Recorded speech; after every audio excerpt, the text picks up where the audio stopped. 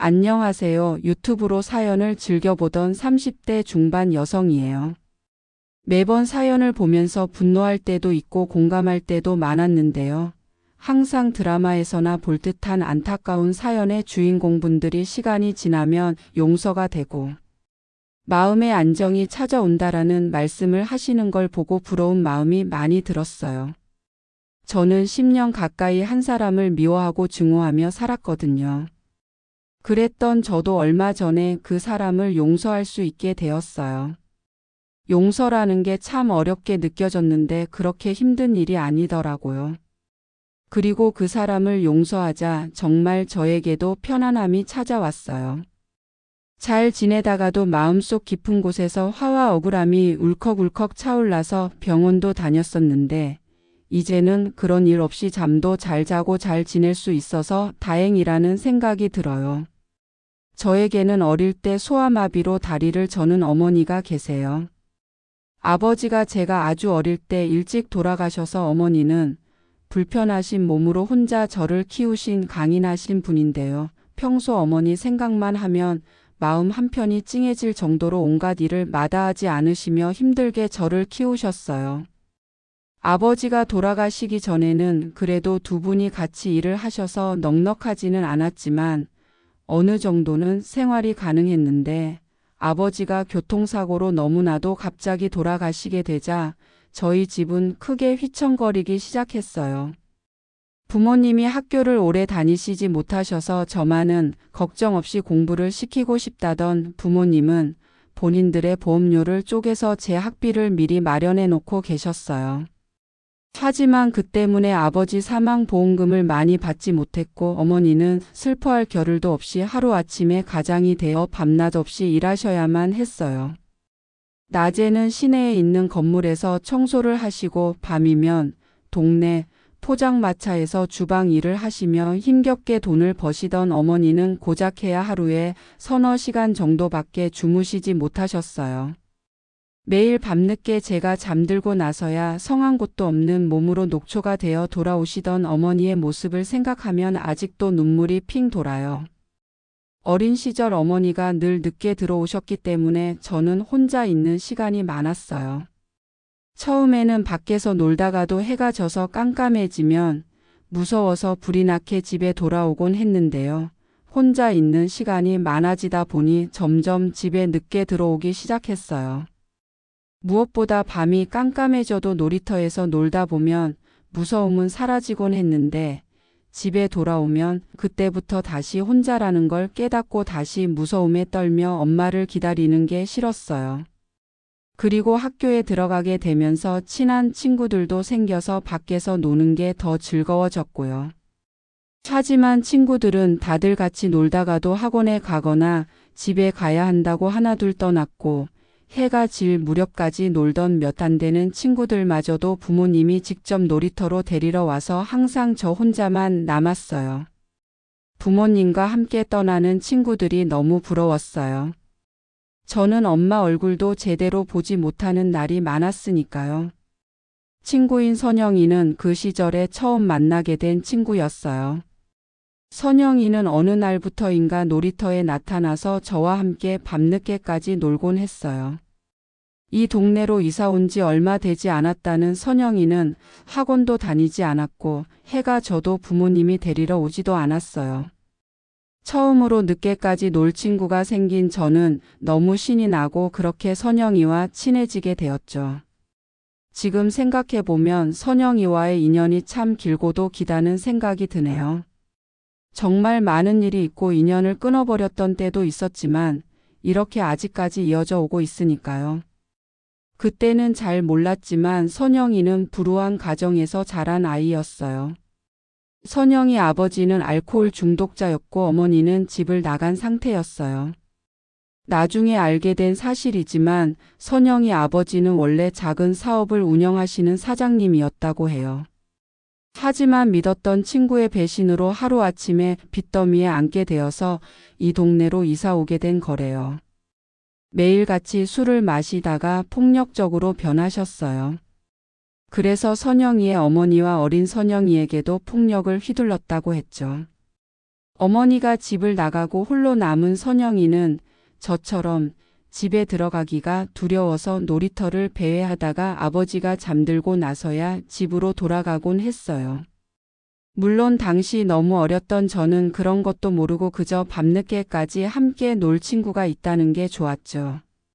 날이 점점 추워지다 보니 밖에서 노는 것도 한계가 있어서 저희 집에서 자주 같이 TV를 보며 시간을 보냈어요. 선영이가 자고 가는 날도 많았고요. 새벽에 퇴근하신 어머니도 처음에는 자고 있는 선영이를 깨워서 집에 보내려고 했지만 아버지가 술 드시면 자주 손을 올린다는 선영이의 말을 듣고는 선영이 아침 준비를 해주시고 나가셨어요. 그뿐만이 아니라 준비물이 있을 때는 선영이 것까지 준비해 주셨고 소풍 가는 날에는 잠도 거의 못 주무시고 선영이 도시락까지 싸주시는 등 거의 딸처럼 대해 주셨어요. 집에 갔는데 아버지가 술을 드시고 계시면 저희 집으로 오라고 신신당부하시기도 했고요. 그렇게 초등학교 내내 선영이와 거의 같이 살면서 단짝 친구로 지냈어요. 사실 다른 친구는 거의 없다고 봐도 됐었죠. 나이가 들수록 아이들이 저희처럼 가난한 아이들과 친해지기를 싫어하지 않았으니까요. 그래도 저는 선영이가 있어서 든든했고 행복했어요. 사춘기에 막 들어선 초등학교 6학년 때쯤 선영이가 집을 나갔던 어머니와 연락이 되었는지 가끔 외박을 하더니 마침내 아버지를 떠나서 어머니와 함께 살게 되었어요.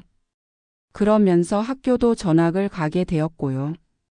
어머니와 저는 정말 잘된 일이라며 제 일처럼 기뻐했지만 선영이가 새로 전학 간 학교에서 새 친구를 많이 사귀게 되자 저희는 점점 멀어지게 되었어요. 그렇게 연락이 끊겼던 선영이와는 같은 고등학교에 진학하게 되면서 다시 만나게 되었어요. 저는 너무 반가워서 웃으며 인사했는데 선영이는 초등학교 시절과는 많이 변해 보였어요. 처음 학교에서 선영이를 보고 너무 반가워서 달려간 저에게 딱딱한 표정을 지으며 수진아, 우리 같은 학교 다니나 봐. 너무 잘됐다. 그동안 잘 지냈어? 하면서 저를 머리부터 발끝까지 한번 훑어보는데 사실 상처를 많이 받았어요. 저는 그때까지도 집안 사정이 별로 좋지 못해서 교복도 다른 아이들처럼 브랜드 교복을 못 입고 라인 없이 펑퍼짐한 교복을 입고 있었거든요. 교복용 비싼 외투도 가지지 못해서 한겨울에도 교복 재킷 하나로만 버티곤 했어요. 어머니께 말씀드리면 당장이라도 빚을 내서 사실 게 뻔했기 때문에 더더욱 말씀드리지 못했어요. 하지만 선영이는 비싼 브랜드의 교복에 비싸 보이는 패딩까지 입고 비슷한 차림새의 아이들과 몰려다니는 무리에 속해 있었어요. 한마디로 학교의 인싸무리였어요. 그에 비해 중학교 때 친해진 얘들과는 안 맞아서 혼자 다니던 제가 선영이에게 반갑게 인사를 한 걸 선영이가 몹시 못마땅해하는 건 어쩌면 당연한 일이었어요. 옆에 있던 선영이의 친구들 무리가 저를 아래 위로 후으며 코웃음을 치는 것도 말이에요. 하지만 저는 너무 배신감이 들었어요. 저희 집 사정도 좋지 않은데 저희 어머니가 선영이를 위해 물심양면으로 도와주셨던 일들을 생각하니 마음이 너무 아팠어요. 그래서 제가 먼저 선영이를 피해 다녔어요. 입학한 지 얼마 되지도 않아서 선영이와 주변 무리들은 학교 내에서 문제아들로 소문이 자자해지기 시작했어요. 옆 남자 학교 일집 무리와 한데 모여서 밤늦게까지 노는 모습을 봤다는 얘기, 후배들의 돈을 빼앗거나 담배를 피우고 있었다는 얘기, 시내 한 화장품 가게에서 화장품을 훔치다가 걸렸다는 얘기. 좋지 못한 소문을 항상 몰고 다녔고 그 중심에는 선영이가 있었어요. 교실에 있는 선영이보다 학생부실이나 복도에 불려가 있는 선영이를 더 많이 봤어요. 그마저도 학교에 오는 날이 적었고 학교에서 흔적도 보이지 않을 때도 많았어요.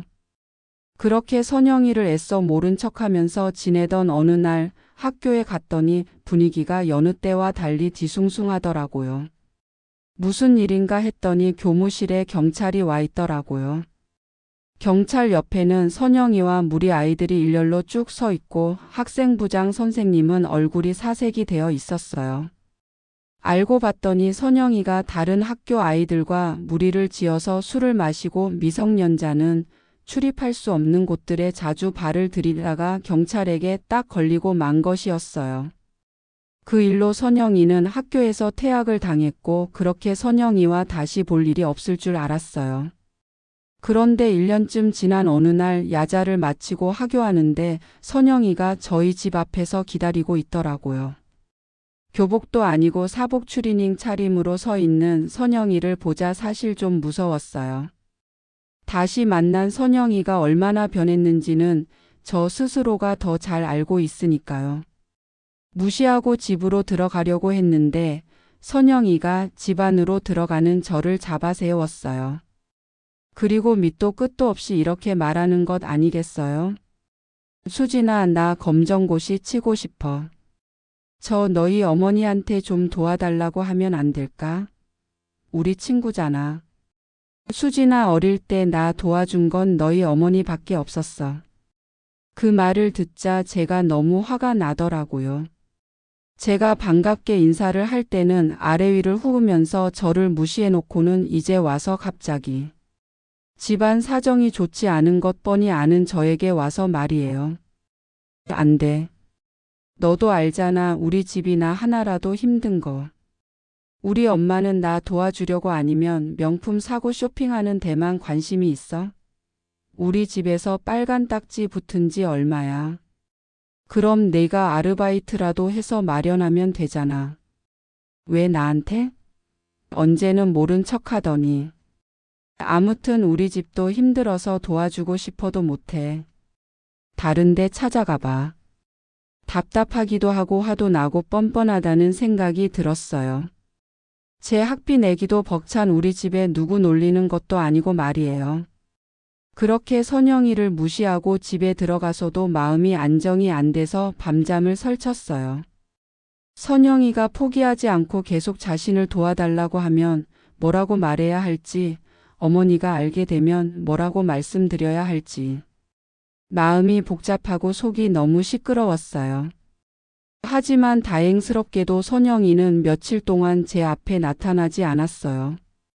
선영이가 포기했거나 다른 사람에게 부탁하러 갔나 보다 생각하며 저도 그 일을 잊어버렸죠. 어느 날 집 문을 열었는데 어머니가 선영이와 함께 밥을 먹고 있는 모습을 보기 전까지는 말이에요. 그날은 저희 어머니가 한 달에 딱 한 번 쉬는 날이었어요. 정말 오랜만에 집에서 일찍 들어온 엄마와 함께 밥을 먹을 생각에 신이 나서 불이 나게 집으로 뛰어갔는데 문을 열자마자 선영이 얼굴이 보이더라고요. 너무 화가 나서 저도 모르게 선영이에게 욕을 하면서 나가라고 했어요. 선영이는 너무나도 뻔뻔한 표정으로 앉아서 어머니가 도와주시기로 했다고 하더라고요. 너무 서러워서 그 자리에서 엉엉 울었어요.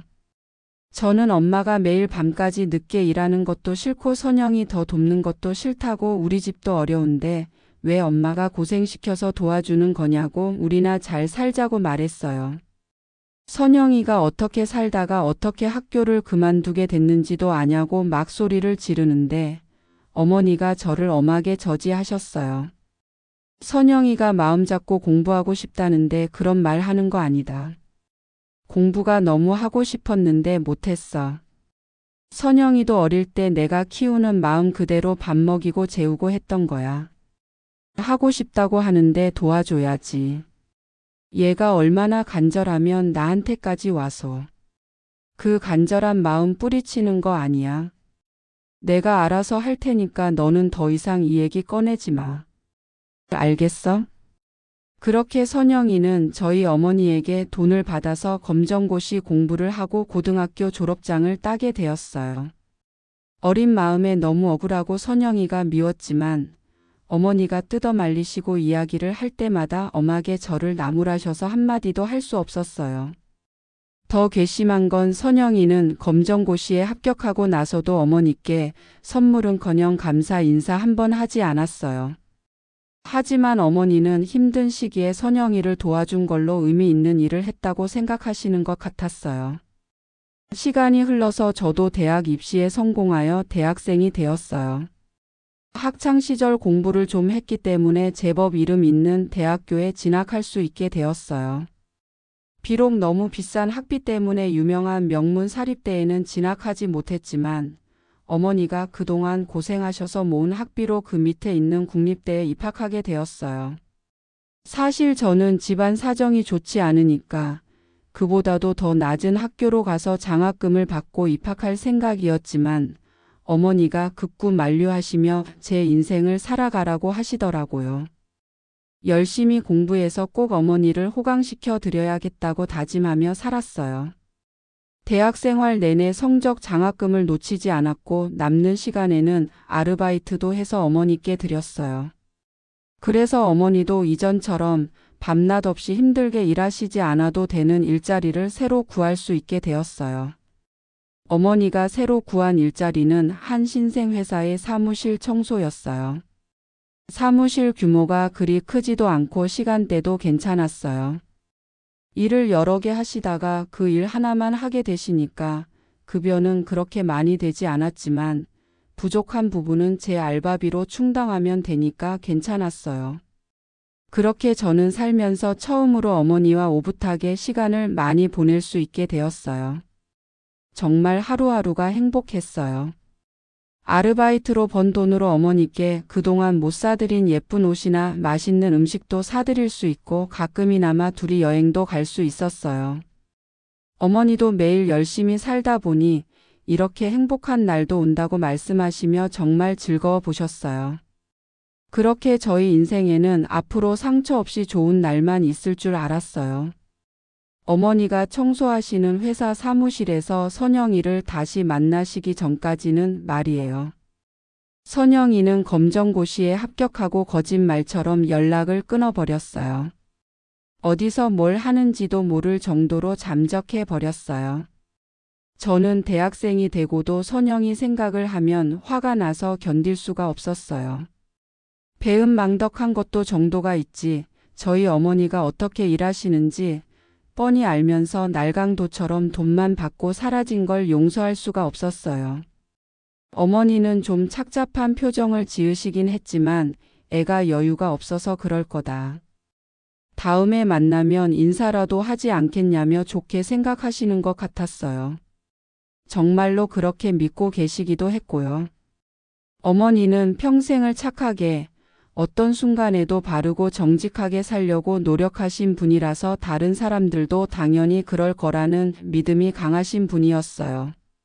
하지만 저는 선영이가 고등학생 시절 어떤 애였는지 잘 알고 있었기 때문에 어머니가 그렇게 말씀하실 때마다 마음속이 부글부글 끓어올랐죠. 다시 만나게 된다면 제발 선영이가 어머니 말고 제 앞에 모습을 나타내길 바랐어요. 하지만 하늘도 무심하게도 제 바람과는 달리 순하고 착하신 저희 어머니 앞에 다시 나타났어요. 그것도 어머니가 일하는 회사에 새로 취직한 신입사원이 되어서 말이에요. 검정고시를 합격한 선영이는 2년제 전문대에 입학해서 4년제인 저보다 빨리 취직을 한 모양이더라고요. 그날도 어머니가 평소처럼 화장실에서 청소하고 계셨는데 못 보던 여사원이 손을 씻고 있길래 어머니가 먼저 인사를 하셨다고 해요. 어머니는 평소에도 사원들에게 깍듯이 인사하며 지내셨거든요. 인사하면 몇몇 사람들은 무시하거나 성의 없이 대답해도 대부분의 사람들은 활짝 웃으며 같이 인사해 주신다며 그러면 서로 기분이 좋고 힘이 나서 좋다고 하시면서 시키지도 않았는데 먼저 인사를 건네는 타입이셨어요. 어머니 마음 다칠까봐 제가 그러지 말라고 해도 말이에요. 안녕하세요. 못 보던 얼굴이네요. 새로 들어온 사원인가 봐요. 나이도 어려 보이고. 제 딸 생각이 나는 나머지 조금 더 친절하게 말을 걸었던 모양이에요. 손을 씻던 사원이 무심하게 고개를 들었는데 선영이었다고 하더라고요. 어머니는 순간 너무 반가운 나머지 활짝 웃으시며 아는 척을 하셨대요. 그런데 선영이가 얼굴을 확 찌그리며 벌컥 화를 냈다는 게 아니겠어요? 아줌마 여기가 어디라고 인사해요? 진짜 쪽팔리게. 다른 사람들이 보면 어쩌려고요? 아니, 나는 그냥 반가워서. 아줌마 반말하지 마세요. 제가 여기서 아줌마보다 높은 위치잖아요. 지금까지 몇 번 도와주셨다고 그래도 되는 줄 아는 거예요. 다리 절면서 청소하는 주제에 어디서. 지금 저는 정직원이에요. 저 같은 사람이라고 알려지는 거 소문나면 제가 얼마나 쪽팔릴 줄 알아요. 앞으로 만나면 눈인사도 하지 마세요. 아시겠어요? 그렇게 쌩 나가버리는 선영이 뒤통수를 바라볼 수밖에 없었던 어머니는 너무나도 큰 상처를 받으시고 집에 와서 엉엉 우셨어요. 착하게 살면 될 줄 알았는데 내가 다리 절고 청소하는 게 그렇게 부끄러운 일인지 몰랐다고 말씀하시면서 몇 날 며칠을 끙끙 앓으셨어요. 저는 정말 마음이 너무 아파서 미쳐버릴 것 같았어요. 평생을 고생하신 저희 어머니가 아직도 그렇게 힘들게 일하시는데 아무것도 아닌 그 애한테 대학생일 뿐인 제 처지도 너무 미워했고 무엇보다 선영이를 그냥 죽이고 싶다는 생각이 들 정도로 증오심이 들었어요. 저를 다 먹여 살리려고 그렇게 큰 수치를 당하면서도 선영이가 일하는 회사에 청소하러 가야 할 어머니의 처진 어깨가 힘든 하루를 보내고 녹초가 되어 들어오셔도 선영이에게 받은 상처 때문에 이불을 뒤집어쓰고 밤새 우신 어머니의 모습이 제 마음을 후벼 팠어요. 그래서 저도 모르게 눈이 뒤집혀서 선영이 번호로 전화를 걸었지만 제가 건 걸 아는지 전화를 받지 않더라고요. 분을 주체하지 못하고 욕이 가득 적힌 문자를 보냈어요. 앞으로 제 앞에 나타나면 두고 보라는 말과 함께 말이에요. 당시 너무 어려서 그런 행동이 어머니를 더 힘들게 할 거라는 생각은 전혀 하지 못했어요. 선영이는 그 문자를 사장님에게 그대로 보여주며 청소 아주머니 딸이 자신을 괴롭혀서 그러지 말아달라고 부탁했는데 아주머니 딸이 매일 밤 전화하고 욕설 담긴 문자를 보내서 두려움에 떨고 있다는 새빨간 거짓말을 해서 결국 저희 어머니는 회사에서 쫓겨나게 되었어요. 그리고 정말로 어머니는 의욕을 잃고 침대에만 누워 계시게 되었어요. 그때는 정말 하늘이 원망스러웠어요. 남에게 해끼치는 일 없이 착하고 정직하게 살려고 노력했던 저희 모녀가 잘못한 일이 뭐가 있다고 저희에게만 이러는지. 그래서 주변 아줌마들이 부러웠더라고요. 그렇게 양아치처럼 살던 선영이는 저렇게 잘 사는데 말이에요. 그런 큰 시련을 압는 어머니를 보고 있자니 제 자신에 대한 원망과 선영이에 대한 원망, 세상에 대한 원망이 한데 뭉쳐서 저조차도 그 시간을 견뎌낼 수가 없더라고요. 이불을 뒤집어쓰고 꼼짝 않는 어머니를 붙잡고 울고불고 지옥 같은 시간을 보내다가 어느 날 이런 나보다 더 힘든 건 어머니라는 사실이 새삼 머릿속을 스치고 지나가더라고요. 그 생각을 하자마자 제가 마냥 울며 세상을 원망하고만 있을 순 없었어요. 어떻게든 우리 어머니, 사랑하는 우리 어머니를 다시 일으킬 수 있는 방법을 찾아내야겠다는 생각뿐이었어요. 그 길로 저는 대학 내에서 지원해주는 창업자금을 받아서 학생 신분으로 작은 사업체를 차렸어요. 사업체라고 해봤자 사업자 등록증만 해놓은 회사일 뿐이었지만 기를 쓰고 거래를 성사시키려고 했어요. 비슷한 나이의 학생 사업자들과는 다르게 간절함이 보이는 저를 인상적으로 봐주셨는지 거래처 사장님들은 경력도 공모전 수상 내역도 많이 부족한 저에게 기회를 많이 주셨어요. 그분들이 주신 기회를 낭비하지 않으려고 노력했어요.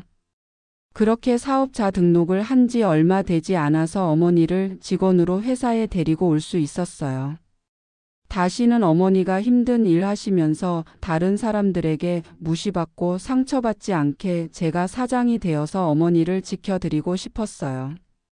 평생 청소와 식당 일밖에 해보지 않으신 어머니였지만 저는 무조건 어머니와 함께 가야 했기 때문에 처음 일을 배우는 사람도 어려워하지 않게 회사 시스템을 정비하고 조율했어요.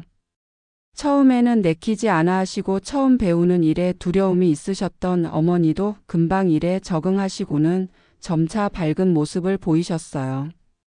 무엇보다 저와 함께 일하시니까 상처받거나 무시받을 일 없어서 어머니의 상처는 금세 아물어가는 듯 했어요.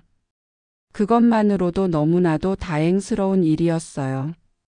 어머니가 저보다 훨씬 더 열심히 해주신 덕분에 회사는 점점 자리를 잡아가고 졸업 후 2년 정도가 되자 직원 수도 제법 되는 어엿한 사업체로 성장할 수 있게 되었어요. 어머니를 위해 만들고 시스템을 구축한 기업이다 보니 새로 직원을 모집할 때도 어머니처럼 성실하고 우직하지만 신체적으로나 정신적으로 조금 장애가 있으신 분들에게 마음이 좀 더 가게 되더라고요. 저희 어머니도 금세 일을 배울 정도로 쉬운 일이다 보니까 직원분들이 장애가 있으셔도 전혀 문제없이 회사가 돌아갈 수 있었어요. 오히려 그분들이 다른 몇몇 비장애인 직원들처럼 요령을 피우거나 하는 일도 전혀 없어서 믿고 맡길 수 있을 정도로 신뢰가 갔어요. 그러다 보니 저도 요령을 피우거나 일을 대충 할 것 같은 비장애인 직원보다는 저희 어머니처럼 성실하신 장애인 직원을 더 선호하게 되었고, 그분들이 저희 어머니가 받은 상처를 보니까 어떻게든 좋은 복지와 편한 근무 환경을 만들어 드리고 싶어서 애를 썼더니 장애인들에게 열린 기업으로 업계에서 소문이 꽤 난 것 같았어요. 실제로 장애가 있으신 분들이 회사에 이력서를 많이 내기도 했고요. 그렇게 직원분들을 가족이라고 생각하며 회사를 이끌어가는 지 10년 정도가 되었네요. 일은 더 바쁘고 10년을 한결같이 함께한 직원들과 함께하는 시간도 너무 소중하다 보니 예전 선영이 일은 점차 잊고 지낼 수 있게 되었어요. 얼마 전 오랜만에 신입사원을 뽑기 위해 올린 채용 공고에서 선영이의 이력서를 보기 전까지만 해도 말이에요. 처음에는 선영이 이력서를 보고 정말 악연도 인연이구나 하는 생각이 들었어요. 그렇게 잘나던 회사 왜 그만두고 저희 회사에 이력서를 내는지 웃기지도 않더라고요. 평생 다니지도 않을 직장에서 잘 보이려고 저희 어머니와 저에게 그렇게 큰 상처를 남겨놨는지. 이력서에 적힌 전화번호로 다시 한번 욕이라도 보내고 싶은 심정이었어요. 그런데 이력서에 장애 등급이 표시되어 있더라고요. 사진도 분명히 선영이었는데 이게 무슨 일인가 싶어서 자기소개서를 읽어보니 몇 년 전 교통사고를 당해서 한쪽 다리를 못 쓰게 되었다고 적혀 있었어요. 마음이 뒤숭숭해지더라고요. 그렇게 선영이가 잘못되어 버리길, 커다란 불행이 찾아오길 바랐는데 정말로 그 사실을 제 눈으로 확인하자 솔직히 속이 너무 시원하고 통쾌했어요. 아주 조금은 불쌍하기도 하더라고요. 그렇지만 저는 그때까지도 선영이를 용서하지 못하는 마음이 커서 선영이에게 불합격을 통보했어요. 그런데 며칠 뒤 어머니가 조용히 저를 부르시더라고요. 무슨 일인가 해서 가보니 어머니 손에는 제가 폐기한 줄 알았던 선영이의 이력서가 들려 있었어요. 불합격 통보를 했다거나. 내가 사장은 아니지만 혹시 내가 그때 그 사건 때문에 선영이를 불합격시킨 게 아닌가 해서. 주제넘는 이야기일지도 모르지만 이력서만 봤을 때 우리 회사에 많은 도움이 될 것 같은 경력이니까. 사실 객관적으로 봤을 땐 저도 그렇게 생각했어요. 그런데 엄마 여태까지 선영이가 해온 걸 봐요. 우리가 얼마나 상처받았는지도 알고. 저는 사실 아직 선영이를 용서 못하겠어요. 더 이상 보고 싶지 않아요. 그런데 나는 생각이 좀 다른 게 선영이 이력서를 보니까 마치 옛날에 나를 보는 것처럼 너무 간절해 보여. 아마 우리 회사가 마지막 희망일 거야. 나는 너랑 같이 회사에서 일하면서 가장 뿌듯한 게 갈 데 없는 우리 장애인들에게 마지막으로 따뜻하게 손을 내밀어 주는 곳이라는 생각이 들어서 정말 보람을 느끼고 있어. 그런데 고작 10년도 더 된 과거 일 때문에 똑같은 처지의 사람을 내치는 거라면 잘못된 일인 것 같아. 수지나 사람을 미워하고 사는 게 너한테도 독이 되는 일이란다. 그만 용서해 주는 게 어때? 그 말을 듣자 마음이 흔들렸어요. 사실 저는 이 이야기를 하면서도 말씀드렸지만 선영이에 대한 생각 때문에 마음이 너무 힘들어서 병원도 가보고 약도 먹어보고 온갖 일을 다 했거든요. 그런데도 마음속 깊은 곳에서 울컥울컥 차오르는 울분이 사라지지 않았어요. 정말로 엄마 말씀대로 그게 독이 되어서 저를 힘들게 하는 건지 용서하면 편해지는 걸까 생각했어요. 그러면서 한편으로는 선영이가 또 이전처럼 저희 모녀를 힘들게 하면 어쩌나 하는 두려움도 들었어요. 하지만 계속되는 어머니의 설득에 결국 선영이에게 연락을 해서 대면 면접을 보기로 했어요. 만약 다른 곳에 가게 되었다면 선영이가 먼저 면접을 거부할 거고 그러면 됐다고 생각했거든요. 그런데 면접 연락을 보내자마자 선영이에게서 다급하게 알겠다는 연락이 왔어요. 그렇게 선영이와 면접을 보게 되었고 저는 어머니와 함께 면접을 봐야 할 선영이보다 더 떨리는 마음으로 그 시간을 기다렸어요.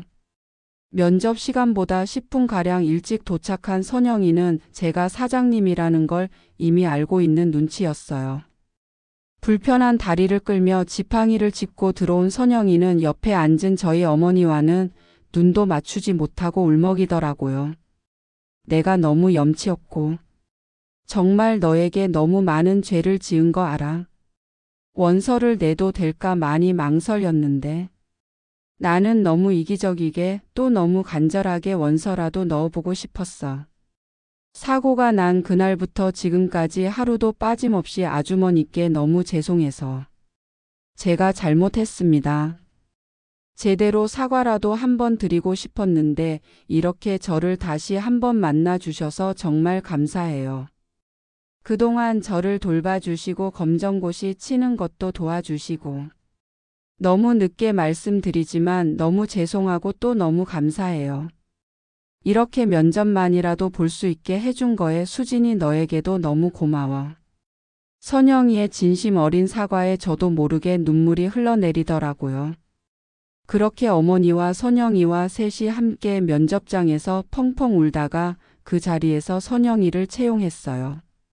사람 마음이 참 웃긴 게 10년 동안 이를 바득바득 갈았는데 진심이 담긴 말 한마디에 그만 얼었던 마음이 사르르 녹더라고요. 선영이를 용서할 수 있게 되자 거짓말처럼 명치에 뭔가 걸린 듯 답답하던 느낌도 울컥 차오르는 뜨거운 분노도 씻은 듯이 없어졌어요. 자주 체하고 머리가 아픈 일도 많았는데 지금은 다시 태어난 듯 편안하게 살아갈 수 있게 되었어요. 어머니도 이전보다 더 자주 웃으시고 말이에요. 어릴 때는 엄마 혼자 정직하고 착하게 산다고 누가 알아주냐고 원망도 많이 했는데 정말 어머니처럼 살아가니까 언젠가 이렇게 마음 편하면서 편안한 마음으로 살 수 있게 되는 것 같아요.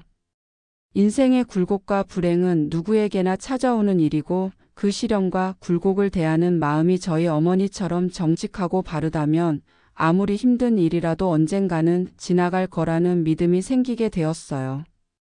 저는 결코 남들만큼 돈이 많거나 유복한 어린 시절을 보내지 못했지만 저희 어머니처럼 훌륭하신 분을 어머니로 만나게 된 것이 제 인생의 가장 큰 행복이라는 생각이 들어요. 이제 제가 어머니를 위해 살아갈 일만 남았네요. 긴 이야기 들어주셔서 감사해요. 지금까지 사연 들어주셔서 감사합니다. 재미있으셨다면 구독과 좋아요를 눌러주세요. 감사합니다.